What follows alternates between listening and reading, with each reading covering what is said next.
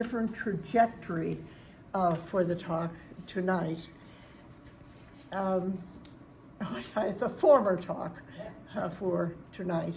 And I can hold on to my talk, and when it comes around to the 4th of July next year, I can give it. That's too long. Wait. Once it's working and I will have a microphone, then I'd be happy to give it again. Let me leave you with just a little anecdote. It doesn't have much to do with the Declaration, but I will make it clear that it does. I had a student in an introductory course to the American political system. He was a very good student. He sat right in the front. He never missed a class. He participated in the discussion. But one day he came up to me after class and he said, "Professor, I'm really unhappy." I said, "Matthew," I remember his name, "Matthew, why are you unhappy?" He said, "Well, I need to talk to you." I said, "Okay, just follow me to my office and you'll tell me." So I said, "Okay, so what is it?" He said, "You talk about the ideals of the American system, and then you talk about the realities, and I don't know which is correct." I said, "Matthew, you do understand. It's the tension, the disconnect between the two of them." "Oh," he said, "I feel much better. Now could you tell me what the exam question is going to be?" I said, "No." So the talk that I would give if I had a microphone to hold and didn't have to strain my voice is really about the two aspects of the Declaration of Independence, which I think are important to know. One, of course, is that it came about after many grievances against King George of Britain, to the point where the colonists were fed up with act after act after act demanding taxes from the British Crown. And that's because the Brits were in deep debt because of the long war with the French. So that's what I talked about last year. But as you read into the Declaration, you see that there are called unalienable truths: life, liberty, and the pursuit of happiness. And that these were embedded from legislation of the federal government. So who were excluded? The slaves. Slaves, women, And the Indians. Everybody but male property owners were excluded. white, White. Right. Why? Because the Indians Right. are excluded. and Native Americans were excluded as well. So what were the rights of women at that time? None. Virtually none. They were, in effect, the property of their husbands. And even if they earned their own money or inherited money, it went to the husband. American law gave no rights at that time to women as citizens. So what about the slaves? What rights did they have? None. None. They were clearly property, were they not? Property, right. So I read in preparation. It's probably better that you just hear me synthesize what I've written. I came across a wonderful speech by Frederick Douglass. He gave that speech on July 5th. What was the year? 1852 was the year. That's what the year was. The title of the talk was, "What to a Slave." Is that right? In Rochester. In Rochester, New York, which of course where he was based. in a hall called the, not Centennial Hall. Corinthian Hall. Marshall has read the speech. Anyway, and just let me give you again the title of that talk. What to a Slave is July 4th. It is a brilliant. What to a slave? A slave is July 4th. It is a brilliant. What to a slave is Yes. July 4th. Yes, yes.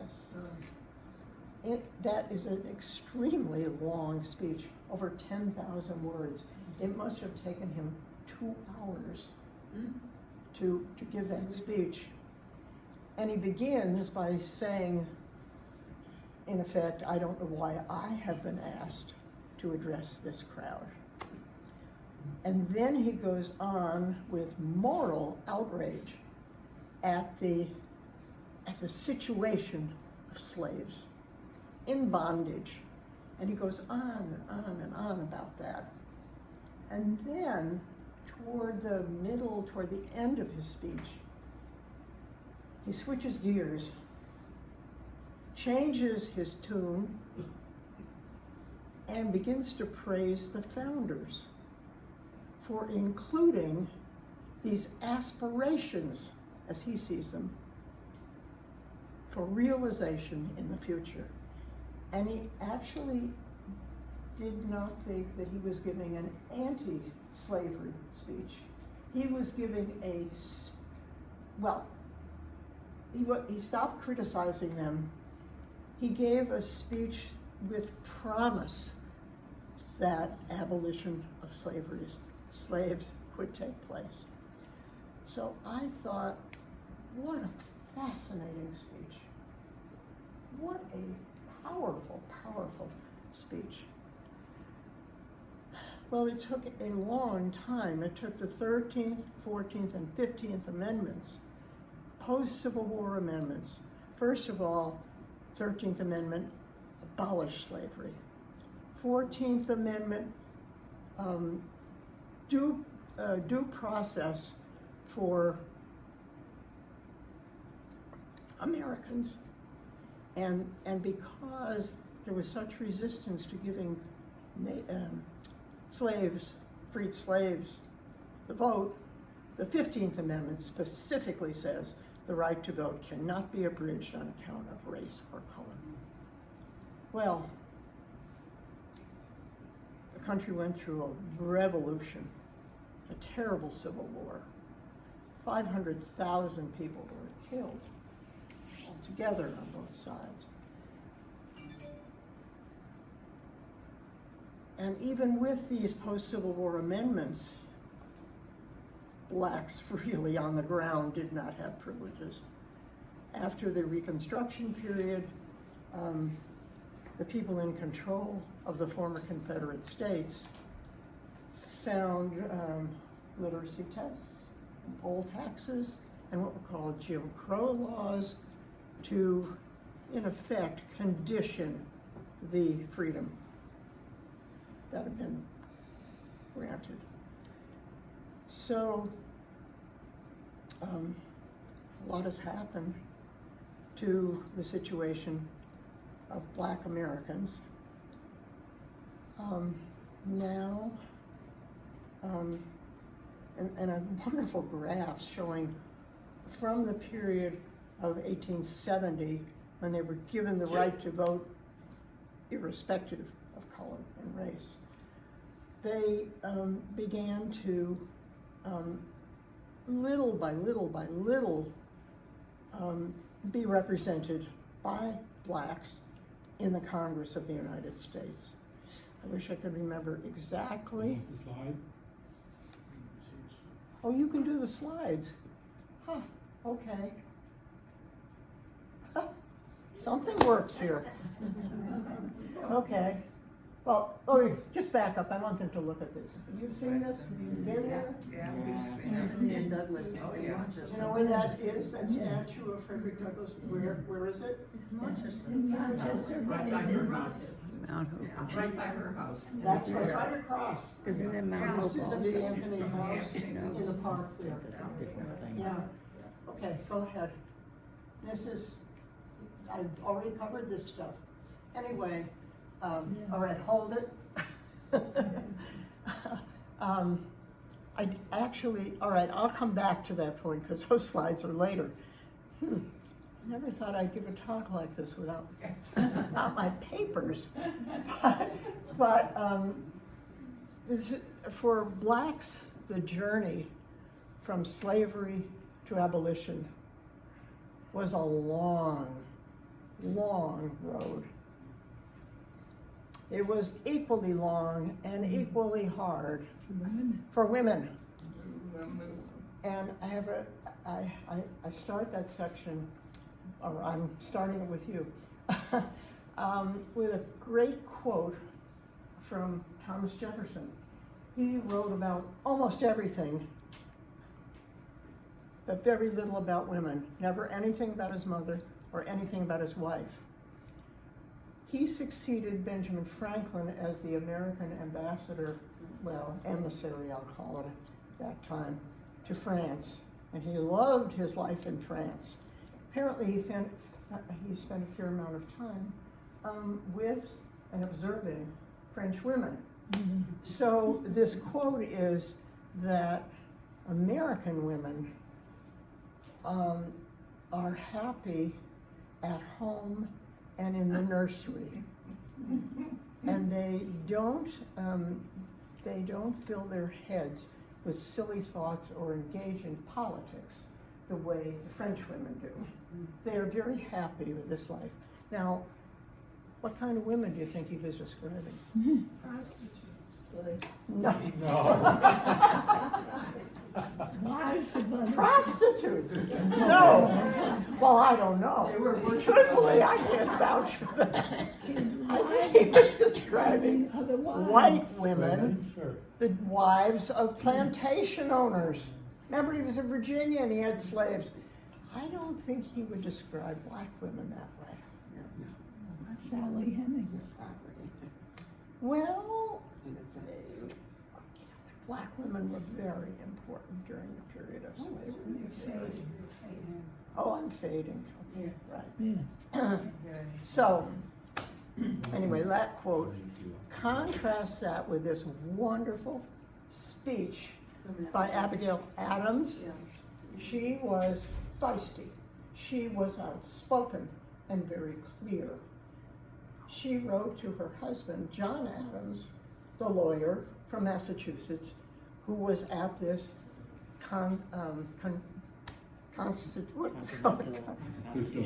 constitutional, well, okay, well, he was at the Declaration of Independence. It's another word, I can't think of it. Well, anyway, this convention in Philadelphia, in which the Declaration of Rights was developed. And I showed you no, I didn't show you a picture, but we did have a picture. I did have one of Jefferson, Adams, and Franklin. But anyway, she wrote to him and she said, I suppose when you're in this convention, you're going to make laws. Don't forget the ladies, don't forget the women, don't forget the women, and don't treat us the way husbands treat their wives. They are tyrants. I mean, it's a little bit longer than that, but pretty clear what her views were. Okay, so then we come to the period when the supporters of abolition of slaves and suffrage for women joined hands. Now, why don't you just keep going? Well, all right, just hold that. And so what such women as Elizabeth Cady Stanton, Susan B. Anthony, and men, Frederick Douglass, and I put somebody else on that list. Anyway, they were really the most visible advocates for abolition and for suffrage. And they worked hand in hand. Their priorities were the same. We have to change the Constitution. We have to make sure that these social movements are effective. Well, these two groups held together until toward the end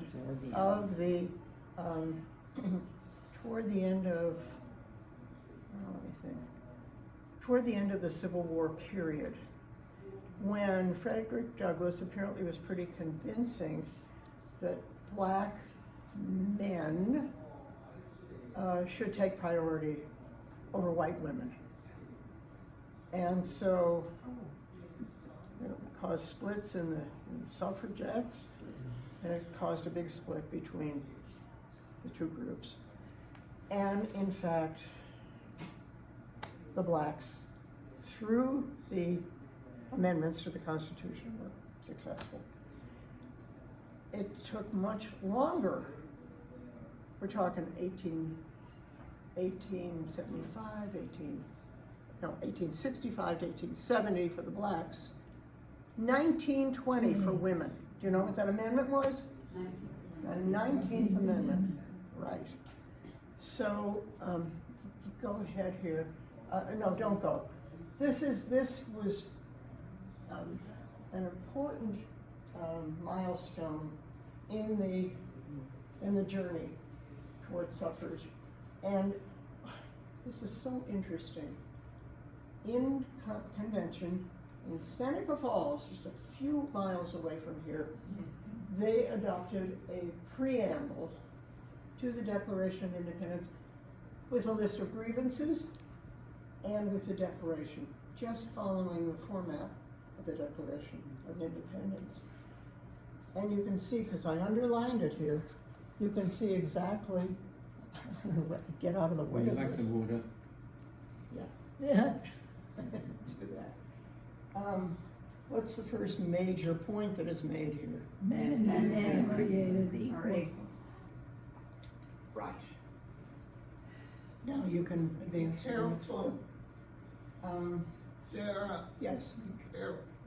stand over here, is this better? No, I didn't want you to fall over the cane. Oh, no, thank you. I won't let her. Thank you, Dolly. Anyway, these are the grievances, and you think about Abigail Adams and calling men tyrants. Look at these grievances. And there are many more. There's 16 altogether. All those grievances. Okay, what's the next slide? The next slide. Yeah, I taught a course on women in politics, so I loved reading what Susan B. Anthony wrote. And she and Elizabeth Cady Stanton wrote something called a Bible for Women, and she gave wonderful speeches before the New York State Legislature. But this is my favorite. Men, their rights, and nothing more. Women, their rights, and nothing less. Great quote. Okay, now the present time and what's happened since the early 20th century. The right to vote is a key right of citizenship. And if you look at this, this is from 1984, every 2 years. These are in federal elections. The top blue is whites, non-Hispanic whites. And then the red is non-Hispanic blacks. And you can see that the whites have always been at the top, except for 2 years. And you see the red lines there? Way up in 2008 and 2012. And what is the explanation, folks? Right, a black candidate for president and then for reelection. Go ahead to the next one. And so now if we just look at the status of blacks in America, number of African Americans by Congress, 1870, 15th Amendment, to, this just unfortunately goes up to the 115th Congress. We're currently in 118th. I have some more information on that too. Don't look at too closely, just look at the trends. Look at the trend in the House, not so much in the Senate, but at least it's going up. Now, next, how about that? This is the current Congress of the United States. And so what do you see here? The disparity between the population and the individual votes for Congress and the representation. Okay, but where particularly do you see disparity? Who's overrepresented? Who's underrepresented? Rest of it, everybody. Except for the Native Americans. Yeah, okay. And the next, I just made this up today, because I thought you might be interested. There are 59 blacks in the House of Representatives, so that percentage, 13%, is just about the percent of blacks in the total population. So, pretty good, but only 3% in the Senate. In order to be equal in terms of representation, it would be 13%, right? Okay, let's, now, this is women serving in Congress. And again, upward trajectory way up for women. Of course, the House is much bigger than the Senate. You know how many members there are of the House of Representatives? 400 something? What? 465. Right. How many? Exactly. How many? 435. And what about in the Senate? 100. Right. Okay. So you can see progress, can't you? All right. Next slide.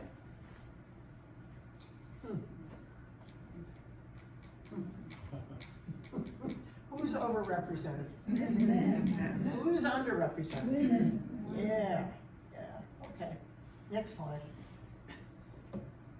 So there currently are, what, 153, is that right? Yep. Yeah, women in the 118th Congress. This is the one that was elected in 2022. There are 29% in the House, 25% in the Senate. Okay. What's next? This is the last section of my talk. And that is to think about what would the founders say today? Would they be pleased? Would they be wary? Would they be anxious? I think they'd be surprised. What would they be surprised about? The change in representation, the change in voting rights, all of that. Yeah. Can't hear anything over here. Okay. Catherine just said she thought they would be surprised. Come stand closer. And by The the, representation has changed so much from what they envisioned. of course, yeah. But going in the right direction, but taking a very long time. Very long. Yeah. Yeah.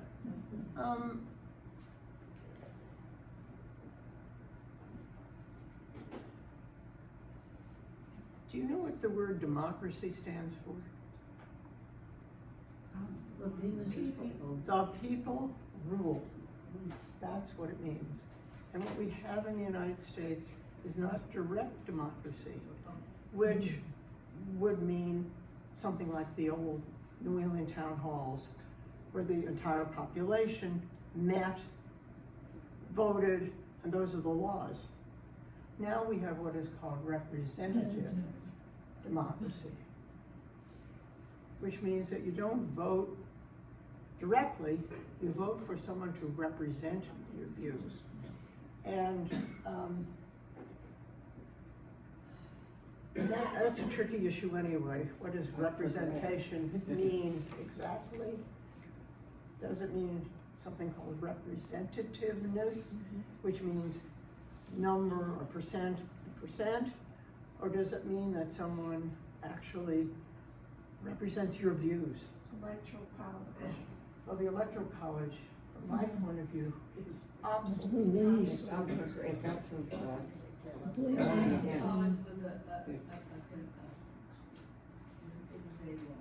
was done for the people, for the states of the South because of their concerns about representation and the, slavery.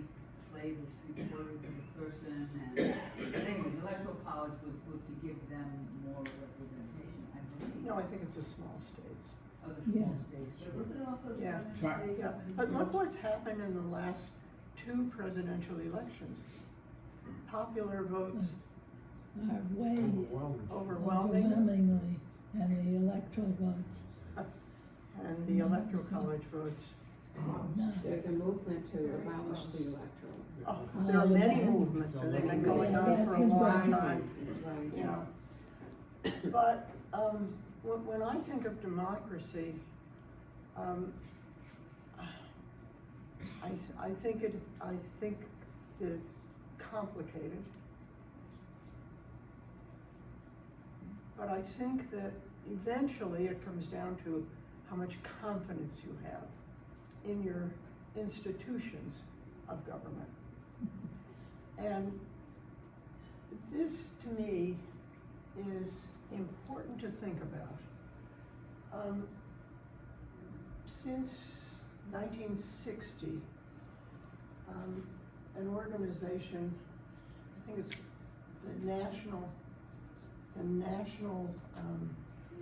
Move up so that everyone can hear you. yeah. Well, anyway, there's a survey research firm, quite reputable, that has been polling since 1960 on this question.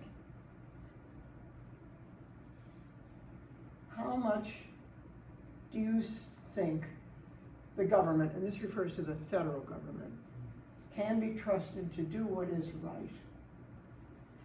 Just about always, or most of the time? That's what this moving average is. And in the Eisenhower, Eisenhower's 52 to 60, when Kennedy took over. 3/4 of the people polled, this is randomly generated data, 3/4 said they trust the government to do what is right, always or most of the time. 3/4, that's admirable percentage. And look what's happened. Dropped, then up a bit during the Reagan years, and down, and then this high point here shows responses after 9/11. But since then, it's gone down, and now it's probably maybe 25% currently who trust the government, trust the federal government to do what is right, always or most of the time. This to me is very worrisome, very troubling. And Are these Democrats and Republicans? So yes, oh yes, half, you mean half and half? yeah, but, Could you repeat the and then- question? okay. Repeat the question. Nelson asked whether this is Republicans and Democrats. And the answer to that is that when there is a Republican president, there's higher trust among Republicans than among Democrats, and vice versa. So it's in part a partisan response, but this is an inexorable trend that we're looking at here. What year are you going up to, Sarah? 2020, 2020. That's Biden. Biden, 2022. Yeah, so it's current. Sarah, It's current.